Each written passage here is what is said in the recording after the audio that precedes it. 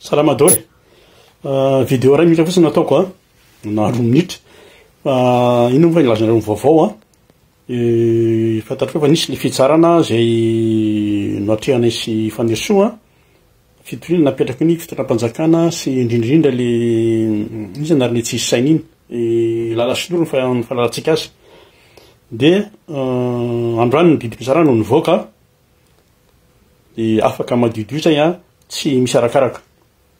Ngamba tsy mila détail be fa nisy ny avoakany fotsy atao a araka amina ramatoa zay a fa miala maina ohatry nandevindalika fa de rofona nentina rehefa mivoaka ny didim-pitsarana tsy misy zavatra andresahana ka de mamerina fisaorana ho an'ny rehetrarehetra zay nanapy a na ara-bola na ara-tsaina moral mitrotram-bavaka ny fandian'ny tolona rehetrarehetra